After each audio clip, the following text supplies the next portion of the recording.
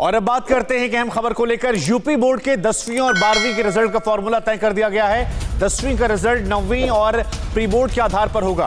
हम आपको बता दें, 9वीं का 50% और प्री बोर्ड का 10% काउंट किया जाएगा। वहीं 12वीं का रिजल्ट जो है वो 10वीं, 11वीं और प्री बोर्ड के आधार पर किया जाएगा। 10वीं का 50%, 11वीं का 40% और प्री बोर्ड का 10% मार्क्स यहां जोड़ा जाएगा।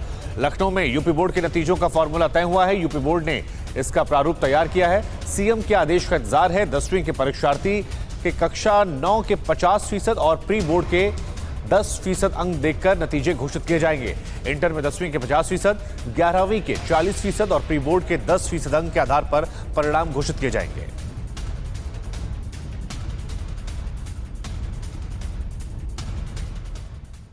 तो चलिए अब आसान तरीकों में आपको समझाते हैं ये फॉर्मूला कैसे तय किया गया है बिग वॉल ग्राफिक्स के जरिए।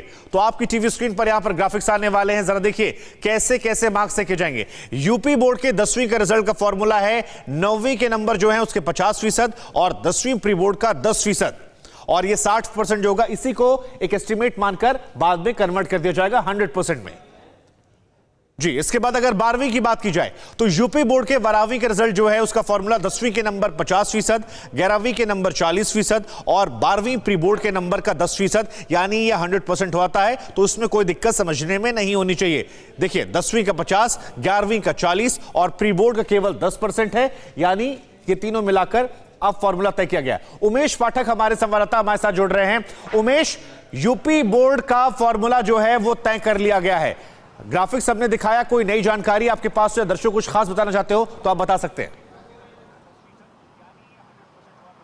देखिए बेशक शुभंकर, ये फार्मूला तय हो गया और मैं आपको बताना चाहूँगा उत्तर प्रदेश का जो बोर्ड है ये सबसे बड़ा इम्तहान बोर्ड है और यहाँ इसमें लगभग 56 लाख के आसपास जो बच्चे हैं वो इसमें इम्तहान में बैठे थे, जिसमें 30 लाख के आसपास हाई स्कूल में और 26 लाख के आसपास इंटरमीडिएट में। तो जो फार्मूला तय किया गया है उसमें जो हाई स्कूल है यानी 10वीं का जो इम्तहान है वो नहीं हो पाया, जिसके चलते जो फार्मूला है उसके मुताबिक 9वीं के लगभग 50% और प्री बोर्ड के 10% के साथ जो प्राप्तांक है उस प्राप्तांक को कन्वर्ट करके 100% के हिसाब से जो परिणाम है वो घोषित किए जाएंगे। इसी तरीके इंटरमीडिएट की अगर बात की जाए तो 10वीं के 50%, 11वीं के 40% और 10% प्री बोर्ड को काउंट करके परिणाम घोषित किया जाएगा। किसी बच्चे को 12वीं की अगर ऐसा लगता है कि उसको प्राप्तांक कम मिले हैं, उसका परिणाम ठीक नहीं है, तो बाद में इम्तहान भी दे सकता है, किसी एक विषय में भी दे सकता है और सारे विषय में भी दे सकता है। ये ड्राफ्ट तैयार हो चुका है।